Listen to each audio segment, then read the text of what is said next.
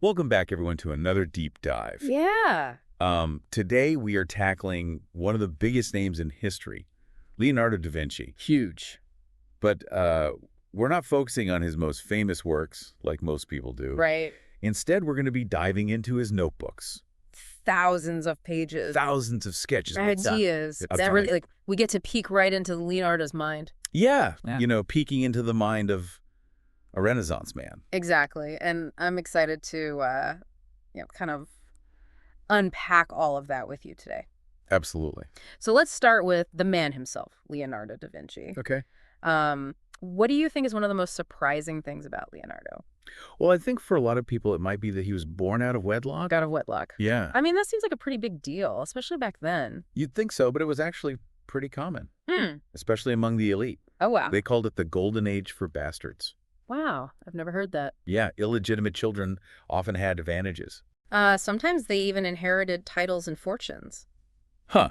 So it wasn't exactly a scandal like we think of it today. Not at all. Interesting. Yeah. I wonder if that kind of outsider status shaped his path at all. You know, it's an interesting thought. He definitely forged his own path, Yeah. championing experience over book learning. Hmm. He called himself a man without letters. But he filled thousands of pages with notes and sketches. That is the irony, isn't it? A beautiful contradiction. It really is. I love that. Yeah, and those notebooks, they give us a glimpse into another side of Leonardo. Okay. His love of nature and solitude. Really? Yeah, he often wrote about escaping the city, Huh. finding peace in the countryside, observing water, birds. Okay, but he chose to live and work in bustling cities like Florence and Milan.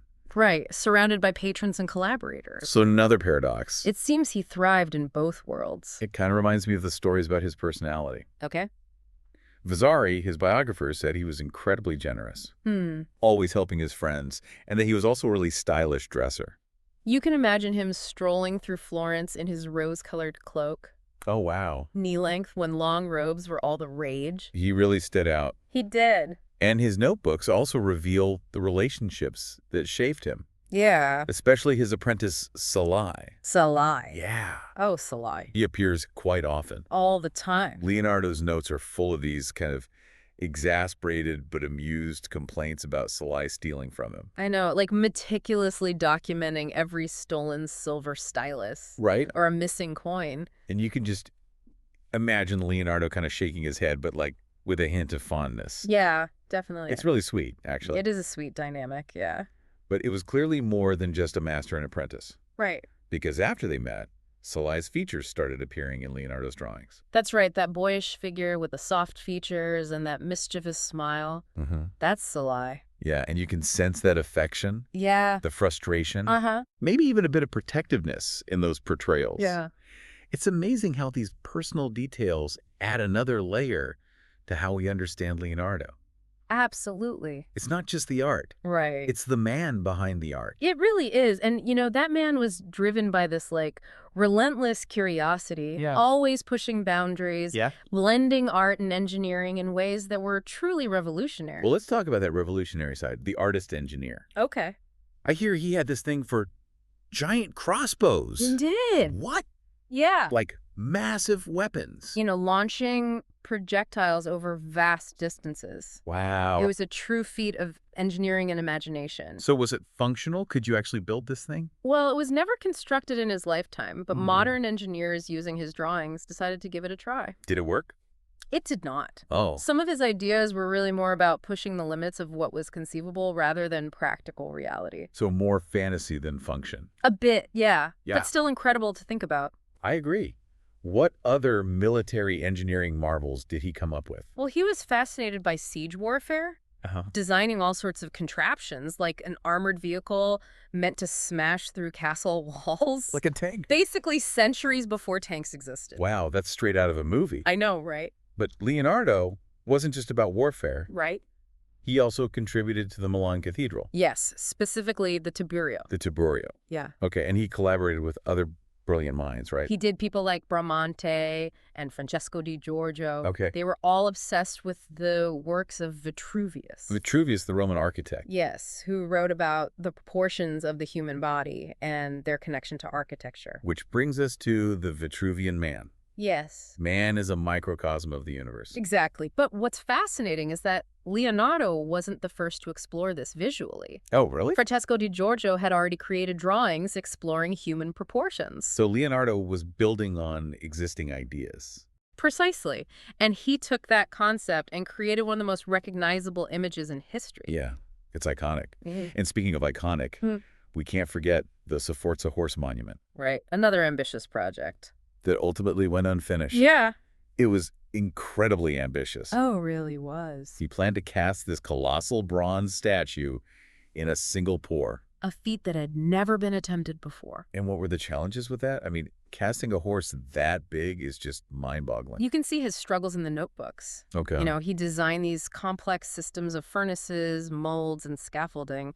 But the sheer scale of it, the technical difficulties were just overwhelming. It's a shame it was never completed. It is. But even in his failures, you see that drive to innovate. Absolutely. He wasn't afraid to push boundaries, to experiment, to learn from his mistakes. It was that same spirit that led him to explore the world of science. Where he made some truly groundbreaking discoveries. From bird flight to perpetual motion, Leonardo's scientific pursuits were centuries ahead of his time. They really were. And that's where we'll pick up next time, diving into the mind of Leonardo the scientist. Sounds good. See you then. Looking forward to it. Welcome back to our deep dive into the mind of Leonardo da Vinci. We're back. We've gone through his personal life, his art, and his incredible engineering. Right. But now we're stepping into an area where Leonardo truly shines. The world of science. Absolutely. What always fascinates me is how he approached science Yeah. with the same artistic eye and engineering mind. It's amazing, isn't it?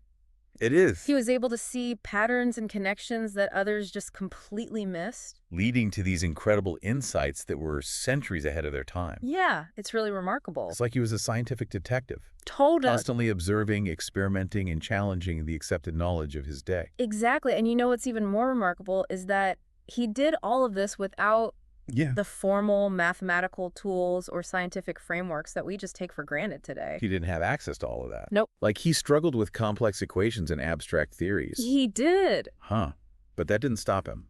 Not at all. It's almost like his lack of formal training forced him to think differently. Right, to see the world in a completely new way. With fresh eyes. Yeah. He relied on observation, experimentation, and analogy, Okay. drawing these connections across totally different fields. Like what, for instance? Well, he would dissect animals. He'd study the way water flows. Yeah. Observe birds in flight. Okay. And then he would connect all of those observations to his understanding of the human body, to engineering, even to his art. Wow, it's like this beautiful web of interconnected knowledge. Exactly, a true Renaissance polymath. So let's talk about flight for a second. Okay. Leonardo was obsessed with understanding how birds flew. I mean, who hasn't looked up at a bird and wished they could fly too? Right. He was captivated by it. He filled pages and pages with sketches of birds in flight, their wings, the currents, everything. It's incredible the detail he captured. And did he actually try to build a flying machine? Well, there's no evidence that he actually built a full-scale one, but his designs were incredibly detailed. Okay, what kind of designs did he have? Well, he envisioned something called an ornithopter. An ornithopter. Yeah, a machine with flapping wings. Okay, kind of like a bird. Yeah, exactly. And he also had a design for a parachute. Of a parachute. Mm-hmm. Wow, so he was really thinking outside the box. Always. I can just imagine him standing on a hilltop with this giant set of wings, ready to test his theories. I know, it's a pretty amazing image. Thrilling and a little bit terrifying. Right. And speaking of thrilling and terrifying, Yeah. he even wrote about testing his flying machine over water, wearing a wineskin as a life preserver. Oh, so he was thinking about safety too. Safety first, even for a genius. Exactly. But flight wasn't his only scientific obsession. Nope, not at all. Tell me about his quest for perpetual motion. Ah, yes. Another area where his notebooks give us this incredible glimpse into his mind. He spent years sketching out all sorts of mechanisms. What was he trying to achieve? He was trying to create a machine that would just stay in motion forever. Forever. Yeah, basically a free energy machine. Do you think he actually believed it was possible? You know, it seems like he did, at least in theory. Okay. He understood the concept of momentum, Yeah. and he believed that if you could just eliminate friction, an object could stay in motion indefinitely. It's an idea that's fascinated people for centuries. It really has, but as we know today, Yeah. perpetual motion is impossible. Right, because of things like the laws of thermodynamics and energy conservation. Exactly. But Leonardo was working without that knowledge. He was really a pioneer. Absolutely, exploring ideas that wouldn't be fully understood for centuries. It's incredible. And, he wasn't just observing nature. Right. He was also trying to understand its underlying geometry. He was fascinated by the transformation of shapes, Okay. like how one form could morph into another while keeping the same area or volume. Give me an example. Well, he spent a lot of time trying to square the circle. That's a classic geometric problem. It is. And what's interesting is that it sounds like he was playing with ideas that would later become topology. He was, but remember, he struggled with formal mathematics. Right. You didn't have the tools we have. Exactly. He couldn't just easily calculate square roots or solve complex equations. So how did he do it? He relied on visual and experimental methods. Interesting. He'd cut shapes into pieces, rearrange them, and try to find patterns. It's really a testament to his ingenuity. It is. Finding ways to explore these really complex ideas even without the mathematical tools. Absolutely. But of all his scientific pursuits, I think his work in anatomy really stands out. It's groundbreaking. His anatomical drawings are some of the most detailed and accurate ever created. And he did countless dissections. He studied everything. From muscles and bones to organs and nerves. He was really trying to understand the human body inside and out. And he wasn't just copying what others had done before him. Right. He was challenging their knowledge, correcting errors, making new discoveries. What kind of discoveries? Well, he went so far as to create a wax cast of the human brain. Wow. Which required incredible skill and precision. I can imagine. And he even injected wax into the ventricles of the brain to create a 3D model of those fluid-filled cavities. That's incredible. It is, isn't it? And I have to ask, this must have been a pretty challenging and kind of gruesome process. Dissection back then wasn't for the faint of heart. No, I can imagine. But Leonardo was driven by this deep desire to understand how the body worked. He wasn't just mapping the body. Right. He was trying to understand the mechanisms behind everything. From movement to sensation to even emotion. And that makes sense considering he was an artist. It does, doesn't it? He knew how to convey emotion through his art. Exactly. And his anatomical studies weren't just a scientific pursuit for him. Okay.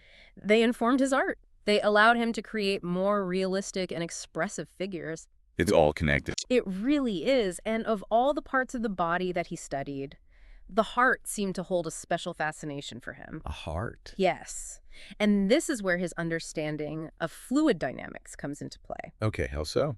Well, he applied his knowledge of the flow of water to the study of blood circulation, which led to some truly incredible discoveries. Like what? Well, for example, his observations about the aortic valve. The aortic valve? Yeah, the way it opens and closes to regulate blood flow. Okay. They were incredibly accurate, but it took centuries for scientists using modern technology to confirm his findings. Wow. He even correctly identified the role of the heart in producing body heat.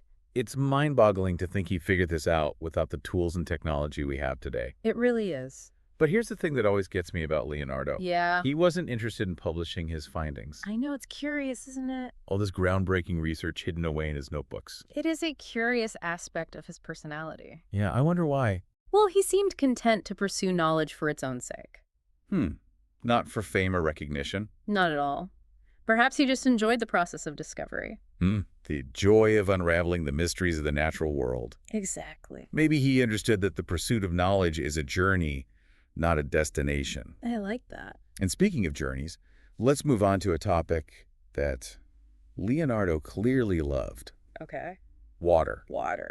From his early attempts at hydraulic engineering to his detailed studies of water in motion. Right, he was captivated by it. By its properties and its beauty. Absolutely. Are we ready to dive into the world of Leonardo, the Water Whisperer? Let's do it. Welcome back to our deep dive into the mind of Leonardo da Vinci. Back again. We've covered so much ground. We have. His art, his engineering, his science. His life. And now we're flowing into a subject that really seemed to captivate him. Okay. Water. Water. It wasn't just a passing interest for Leonardo, was it? Not at all. I mean, you really seem to see water as this force of nature. Yeah, a source of life. A key to understanding the world around him. Absolutely. And we're not just talking about pretty sketches of rivers and streams, are we? Not just pretty pictures. Okay, so tell me, what was he doing with water? Well, remember that audacious claim he made in his job application to Ludovico Sforza? Oh, yeah, the one where he touted his expertise in guiding water from one place to another. That's the one. And he didn't really have that much practical experience at that point. Yeah, but he was always aiming high. Always. But even back then, he seemed to understand the power of water. Oh, absolutely. Both literally and metaphorically. Exactly. And once he got to Milan, he really dove headfirst into the city's canal system. He did, didn't he? Studying locks, dams, all sorts of waterworks. It's so true to form, he was learning by doing. Exactly, immersing himself in the subject. And those early experiences really lay the groundwork for some incredibly ambitious schemes. Oh, they did like his idea to divert the Arno River. Right, for both military and civic purposes. He envisioned this elaborate system of canals, Reshaping the landscape. controlling the flow of resources. I mean, talk about thinking big. That was Leonardo. But let's not forget, this was Leonardo. Right. He wasn't just interested in the practical applications. No, he was also mesmerized by the beauty and complexity of water in motion. I love that about him, his appreciation for beauty. Yeah, and his notebooks are filled with sketches, diagrams, observations about all of it. About what? Eddies, whirlpools, the way currents interact. He was trying to capture the essence of water on paper. He was, and here's where it gets really interesting. Okay, I'm listening. He actually connected his study of water to his anatomical work. Oh, wow. How so? Well, remember his groundbreaking discovery about the aortic valve? Yeah. His understanding of how water eddies form when flowing from a pipe into a tank? That helped him visualize the swirling flow of blood in the aorta? So he was seeing these universal principles, these patterns that repeated across different domains. Exactly. He wasn't confined by disciplinary boundaries. Right. He was connecting the dots that others just didn't see. Like recognizing that the same patterns could be found in the human body, the flow of water, even the movements of celestial bodies. It's really beautiful when you think about it. It is. So we've talked about his art, his engineering, his fascination with the human body, his love of water. What else is there? I think it's time we wrap up this deep dive into the mind of Leonardo da Vinci. Sounds good. It's been an incredible journey exploring the life and work of this true Renaissance man. He was a man of endless curiosity. A relentless observer. A true polymath. Who embraced the interconnectedness of all things. And you know what's so remarkable is that we can still access his thoughts, his observations, his struggles, his triumphs. All through his notebooks. They offer us this incredible window into one of the most extraordinary minds in history. So the next time you marvel at a Leonardo painting or ponder the ingenuity of his inventions, remember the man behind the genius. The man who spent his life trying to understand everything. From the smallest details of the human body to the vastness of the cosmos. And who knows, maybe you'll be inspired to start your own notebooks. To look a little closer, ask your own questions. And embrace the joy of lifelong learning. That's the true legacy of Leonardo da Vinci.